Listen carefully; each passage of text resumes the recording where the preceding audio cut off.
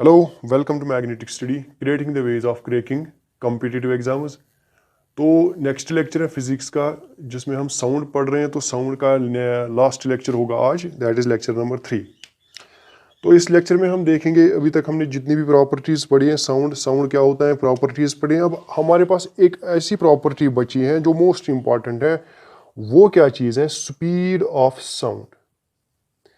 Most important property है speed of sound, और उसके बाद इसकी प्रॉपर्टीज यानी कि डिपेंडेंसी, क्लियर, और कैलकुलेशन, और थोड़े से कुछ इंपॉर्टेंट पॉइंट्स जो आपको याद रखने हैं इसमें कि स्पीड ऑफ साउंड में, clear.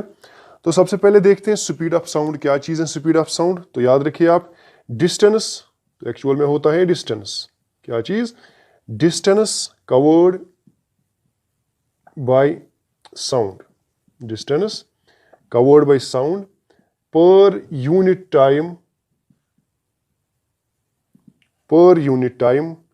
in a given medium, क्योंकि ये मीडियम अगर चेंज होगा तो ये स्पीड ऑफ साउंड भी चेंज होगी। In a given medium is called speed of sound. उसको हम क्या कहते हैं? Speed of sound. तो एक मीडियम है, distance covered per unit time, that is the speed. और स्पीड की जनरल फार्मूला जो है वो यही है, या स्पीड की जो जनरल डेफिनेशन है वो यही है, क्या? Distance by time. तो यहां पर भी डिस्टेंस बाय टाइम ही है, लेकिन साथ में क्या है? इन ए गिवन मीडियम, किसी गिवन मीडियम में, क्लियर हुआ है। अब इसमें हमारे पास अभी तक हमारे पास 3 मीडियम है, एक है सॉलिड, दूसरा है लिक्विड, तीसरा है गैस, क्लियर। तो याद रहे, सॉलिड में इसकी जो फार्मूला है वो अलग है, लिक्विड और गैस के लिए अलग है। तो सॉलिड के लिए जो फार्मूला होती है मेजर करने के लिए साउंड, वो होती है V is under root Y divided by rho. अब ये y क्या है? It is Young's modulus of elasticity, Young's modulus of elasticity. तो ये क्या चीज है? Young's modulus of elasticity is the property of the medium, clear, solid medium. और इसी तरह रो, ये क्या चीज है? Density of medium, density of solid. जितनी ज्यादा डेंसिटी उतनी कम वेलोसिटी, इनवर्सली प्रोपोर्शनलिटी, बाद में इस पर भी आते हैं। अब जो लिक्विड और गैस है, लिक्विड और गैस, इसके लिए जो फॉर्मूला है वो है V equals under root K divided by rho. यही फॉर्मूला है, सेम टू सेम। लेकिन अब यहां पर ये जो यंगस मॉडुलस ऑफ इलास्टिसिटी है, ये सॉलिड के लिए डिफाइंड है, और लिक्विड और गैस के लिए K डिफाइंड है। अब K क्या चीज है? ये होता है bulk modulus of elasticity, bulk modulus of elasticity. और यहां पर जो रो है वो है डेंसिटी ऑफ लिक्विड और गैस, लिक्विड और गैस दोनों में से किसी एक की डेंसिटी, क्लियर। तो ये दोनों फार्मूलाज हमें यूज होते हैं to calculate the speed of light, speed of sound, clear. अब हमें कैलकुलेशन करके दिए हैं इन गैस यानी कि इन एयर में, हमें 2 कैलकुलेशंस है, एक है न्यूटन्स कैलकुलेशन, एक है लैप्लास कैलकुलेशन। पहले हम देखेंगे न्यूटन्स कैलकुलेशन कि न्यूटन में जो क्या एज्यूम किया था, और उसके बाद उसने साउंड की वेलोसिटी मेजर की थी, और वो साउंड की वेलोसिटी कम आई, 16% लेस देन एक्सपेरिमेंटल। और उसके बाद कौन आया? उसके बाद आया लैप्लास, उसने उसको करेक्ट किया, और उसने क्या बता दिया और क्या क्या एज्यूम किया था जिसकी वजह से वो वेलोसिटी कम आई, वो भी मैं यहाँ पर बताने जा रहा हूँ, डिस्कस करने जा रहे हैं वो भी, क्योंकि वो थोड़ा सा इंपॉर्टेंट है। इससे पहले वाले एग्जाम्स में इन पर क्वेश्चन आए थे, इसलिए मैं ये डिस्कस करने जा रहा हूँ, क्लियर। पहले हम जो न्यूटन ने कैलकुलेशन की थी, उसने जो एज्यूम किया था साउंड के बारे में, वो देखते हैं। तो इसने क्या किया? When sound waves travel through gas, compressions and rarefactions are formed so slow that temperature of the medium remains same। जैसे इसे पहले मैंने कहा, लेट अस सपोज ये हमारे पास मीडियम है और ये गैस है। अब इसमें क्या हो जाता है? इसमें जब साउंड वेव्स ट्रैवल करती हैं, longitudinal waves in general travel करती हैं, तो 2 रीजन्स बन जाते हैं। एक रीजन का नाम है कंप्रेशन वाला रीजन, और दूसरे रीजन का नाम है रेयरफ्रैक्शन वाला रीजन। अब दोनों में आप देख सकते हो यहां पर डेंसिटी ज्यादा है, क्लियर, डेंसिटी ज्यादा है, वॉल्यूम चेंज होता है, प्रेशर चेंज होता है, वो मैंने इससे पहले भी कहा था लॉन्गिट्यूडनल वेव्स में। यहां पर भी प्रेशर चेंज होता है। अब इसने क्या कहा न्यूटन ने? तो ये जो रेयरफेक्शन वाला रीजन है, ओवरऑल इस मीडियम का टेम्परेचर जो है वो सेम होता है। टेम्परेचर क्या चीज होता है, वो सेम होता है। तो same temperature means isothermal condition. Clear. तो जो प्रोपगेशन ऑफ साउंड होता है गैस में, वो अंडर आइसोथर्मल कंडीशंस होता है।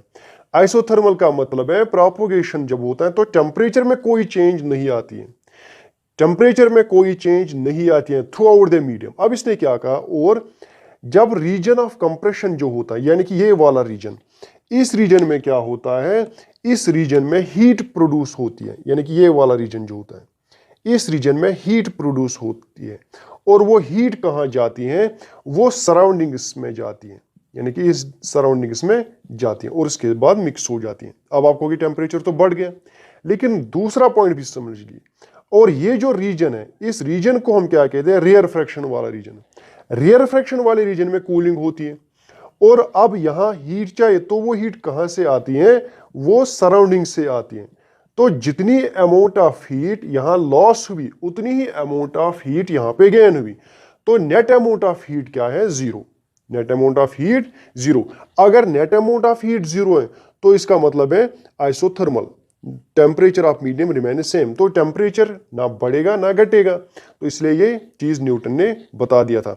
और क्या बता दिया, propagation of sound in gases under isothermal conditions. तो इसका मतलब क्या है कि ये आइसोथर्मल कंडीशन होती हैं। क्लियर हुआ है। अब इसके बाद इसने जो कैलकुलेशन की थी उसमें थोड़ी सी एरर आई, वो भी देखेंगे हम। उससे पहले हम क्या देखेंगे कि लैपलास ने क्या बोला था। देखो इसने क्या कहा था, when sound waves travel through gas compression और rarefactions are formed so slow that temperature of the medium remain same. अब इसने क्या कहा, किसने, लैपलास ने। उसने कहा कंप्रेशंस और रेयरफेक्शंस तो बनते हैं, कंप्रेशन और रेयरफेक्शन तो बनते हैं, लेकिन ये रैपिडली बनते हैं। क्या बनते हैं, compressions and rarefactions are formed rapidly, यानी कि बहुत तेजी से होता है ये। क्लियर। और इससे क्या होता है, दैट अब neither heat is transferred to surrounding nor heat is taken from it. अब सराउंडिंग के साथ ट्रांसफर नहीं होता है, सराउंडिंग के साथ ट्रांसफर नहीं होता। अगर ये रीजन ऑफ कंप्रेशन है, रीजन ऑफ कंप्रेशन में हीट जो होती है प्रोड्यूस होती है, लेकिन वो सराउंडिंग के साथ मिक्स नहीं होती, यानी कि लॉस्ट टू द सराउंडिंग नहीं होती। इससे होता क्या है, होता ये है कि इस पोर्शन का टेम्परेचर जो है वो बढ़ जाता है।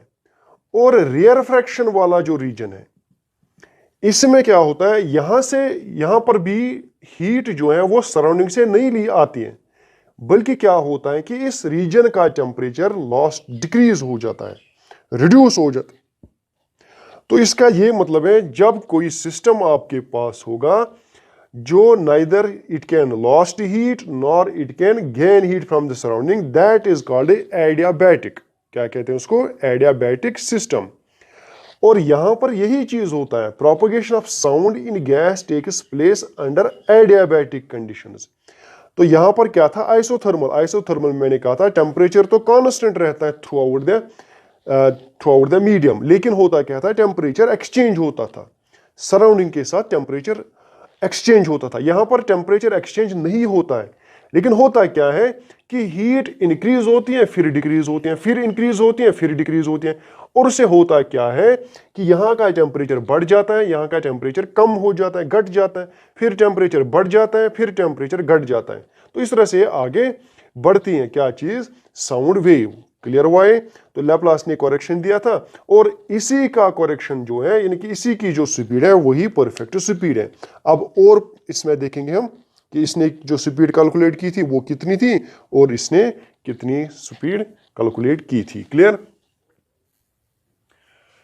न्यूटन जो है, न्यूटन ने जो वेलोसिटी कैलकुलेट की थी या स्पीड कैलकुलेट की थी साउंड की, वो थी 280 मीटर पर सेकंड। कितनी, 280 मीटर पर सेकंड एट एनटीपी, यानी कि नॉर्मल टेम्परेचर और प्रेशर, एटमॉस्फेरिक टेम्परेचर यानी कि नॉर्मल टेम्परेचर और नॉर्मल प्रेशर में इसने कैलकुलेशन की थी, वो आया था 280 मीटर पर सेकंड।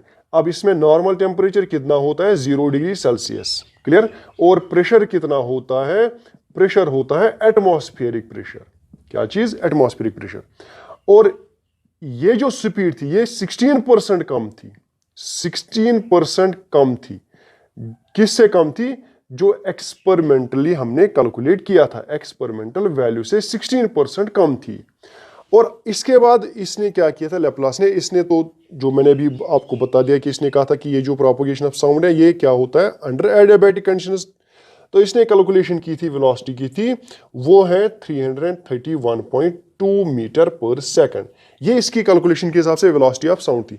लेकिन एक्सपेरिमेंटल जो है velocity of sound eight normal temperature and pressure NTP वो है 331। क्लियर? तो वो कितना है 331 at NTP, normal NTP, temperature and pressure.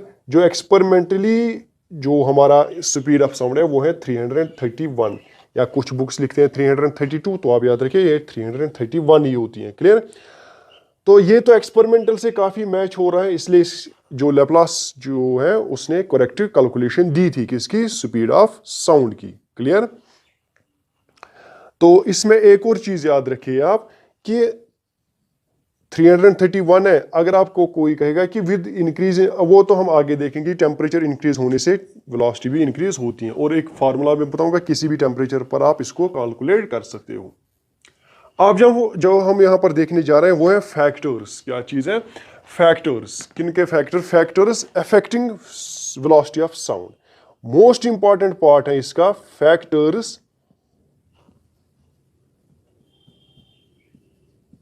Affecting speed of sound. किन किन फैक्टर्स पर स्पीड ऑफ साउंड डिपेंड करते हैं, क्या किस तरह से वैरी होते हैं, कब इंक्रीज होगा कब डिक्रीज होगा, वो चीज। तो सबसे पहला फैक्टर जो है वो हम वेलोसिटी की फॉर्मूला जो से वहां से लेंगे, दैट इज डेंसिटी। अगर आप उसमें देखोगे वेलोसिटी में हमने दो फार्मूलाज बता दिए थे, सॉलिड के लिए अलग, लिक्विड और गैस के लिए अलग। तो वहां पर डेंसिटी आया, तो डेंसिटी से किस तरह डिपेंडेंसी है, तो ये चीज आप इसमें याद रखिए कि डेंसिटी से ये इनवर्सली प्रोपोर्शनलिटी है। अगर आप देखोगे डेंसिटी से, डेंसिटी ऑफ गैस या डेंसिटी ऑफ, ये हम देखते हैं factors affecting speed of sound में, इसमें हम देखते हैं मटेरियल में, गैस में। क्लियर? खाली गैस में हम देखेंगे। क्लियर? तो डेंसिटी जो है इस पर किस तरह से, तो याद रखिए velocity is inversely proportional to under root of density. Velocity is inversely proportional to under root of density. Density बढ़ जाएगा ये डिक्रीज हो जाएगा, ये बढ़ जाएगा ये डिक्रीज होगा, ये बढ़ जाएगा ये घट जाएगा। वेलोसिटी घट जाएगी जब डेंसिटी ज्यादा हो जाएगी। Clear? Inversely proportional to square root of density. तो ये एक इंपॉर्टेंट पैरामीटर है डेंसिटी। दूसरा इंपॉर्टेंट पैरामीटर है, हम दूसरा इंपॉर्टेंट पैरामीटर देंगे टेम्परेचर। क्या टेम्परेचर पर डिपेंडेंसी है? तो मैं कह रहा हूं हाँ, टेम्परेचर पर डिपेंडेंसी है। तो किस तरह से डिपेंडेंसी है? तो velocity is directly proportional to under root of temperature. Clear? Velocity is directly proportional to under root of temperature.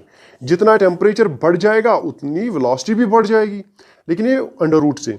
तो इसके लिए एक इंपॉर्टेंट फार्मूला मैं यहां पर बताने जा रहा हूं, जिससे आप किसी भी टेम्परेचर पर आप वेलोसिटी को मेजर कर सकते हो। तो एक शॉर्टकट ट्रिप है, आप ये ध्यान रहे, शॉर्टकट है।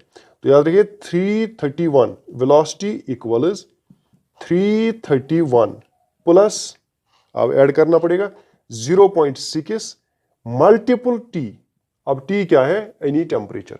लेकिन याद रहे टी जो है is measured in degree Celsius. ये केल्विन में मेजर नहीं करना है आपको, measured in degree Celsius. Clear? जैसे कि एक एग्जांपल मैं दूंगा आपको, रूम टेम्परेचर पर वेलोसिटी ऑफ साउंड कितना है? तो रूम टेम्परेचर जो होता है, तो ऑर्डिनरी कंडीशंस में हम लेते हैं 25 डिग्री सेल्सियस, या 27 भी लेते हैं कुछ। तो 25 इंटू 0.6 आपको निकालना है यहाँ पे, उसके बाद इसको ऐड करना है 331 के साथ। अब आप जो क्या करोगे, एक तो आप देखोगे 25 डिग्रीज पर, इसी तरह 22 डिग्रीज पर, और इसी तरह आप देखोगे 27 डिग्रीज पर, इसी तरह आप 30 डिग्रीज पर देखोगे, और जो अभी रिसेंटली हाईएस्ट टेम्परेचर आया था 34 पॉइंट समथिंग या 35 डिग्री सेल्सियस। इन टेम्परेचर्स पर आप वेलोसिटी ऑफ साउंड मेजर कर सकते हो। फार्मूला कौन यूज करनी है? फार्मूला ये यूज करनी है। क्लियर? तो ये आप कमेंट सेक्शन में आप मुझे बताओगे इन टेम्परेचर्स का वैल्यू कितना, यानी कि velocity of sound in temperatures पर कितनी होती है। तो नेक्स्ट क्या है? नेक्स्ट है थर्ड, दैट इज प्रेशर। क्या प्रेशर पर डिपेंडेंसी है? यानी कि does speed of sound depends on pressure. तो एक्चुअल में स्पीड ऑफ साउंड जो है it is independent, indeed it does not depends on pressure, independent of pressure. तो याद रहे इंडिपेंडेंट ऑफ प्रेशर। लेकिन याद रहे यहां पर एक कंडीशन है that temperature should remain constant, temperature should remain constant. अगर टेम्परेचर कांस्टेंट है तो प्रेशर पर कोई डिपेंडेंसी नहीं होती है। क्लियर हुआ? आई होप कि आप लोगों को ये क्लियर हुआ होगा। अब नेक्स्ट जो है वो है ह्यूमिडिटी। नेक्स्ट जो है वो है ह्यूमिडिटी। क्या ह्यूमिडिटी पर वेलोसिटी डिपेंड करती है कि नहीं? तो मैं कह रहा हूं हाँ करती है। क्लियर? और किस तरह से, तो वो भी देखेंगे हम। याद रहे इसमें थोड़ी सी थ्योरी लिखेंगे हम और वही डिस्कस करने जा रहे हैं। Moist air, velocity of sound in moist air is greater than velocity of sound in dry air। तो इसका ये मतलब है बारिश के मौसम में साउंड की जो वेलोसिटी है वो ज्यादा होती है as compare to other days, यानी कि ड्राई डेज। बारिश के मौसम में साउंड की वेलोसिटी जो होती है वो ज्यादा होती है। क्यों ज्यादा होती है? क्योंकि ह्यूमिडिटी ज्यादा होती है, मॉइस्चर ज्यादा होता है, एयर कंटेंट में वाटर पार्टिकल्स ज्यादा होते हैं। जितने ज्यादा वाटर पार्टिकल्स होंगे उतनी वेलोसिटी बढ़ जाएगी। क्लियर? तो ये आप इसमें याद रखिए ह्यूमिडिटी पर डिपेंडेंसी है। और याद रखिए जितनी ज़्यादा ह्यूमिडिटी, जितना ज़्यादा मॉइस्चर एयर में, तो उतनी ज़्यादा स्पीड ऑफ साउंड भी होती है। क्लियर हुआ? ये आप याद रखिए इसमें, किसमें? ह्यूमिडिटी में। अब नेक्स्ट इसमें क्या याद रखना है वो है बाकी जो हमने पढ़े हैं इसके कैरेक्टरिस्टिक्स ऑफ साउंड जो हमने पढ़े, क्या उन पर डिपेंडेंसी है? तो याद रहे कि एक तो हमने पढ़ा है फ्रीक्वेंसी, फ्रीक्वेंसी पर डिपेंड करता है sound. Speed of sound depends on frequency. तो आप कहोगे नहीं, इस पर डिपेंडेंसी नहीं है। क्या फेज पर डिपेंड करता है स्पीड? नहीं, इस पर भी स्पीड डिपेंड नहीं करती है। लाउडनेस पर स्पीड ऑफ साउंड जो है, क्या वो लाउडनेस पर या पिच पर या क्वालिटी पर, इन चीजों पर डिपेंड करती हैं? तो आप कहोगे नहीं, इन पर कोई डिपेंडेंसी नहीं है। किसकी? स्पीड ऑफ साउंड की। अब मोस्ट इंपॉर्टेंट पार्ट है यहां पर कि आप ये स्पीड ऑफ साउंड मेजर कैसे करेंगे। तो हमारे पास एक डिवाइस है, वो डिवाइस आप याद रखोगे जिसे हम मेजर कर सकते हैं speed of sound. Kundt's tube. Kundt's tube measure, it is an instrument which is used to measure speed of sound in any medium, device used to measure speed of sound,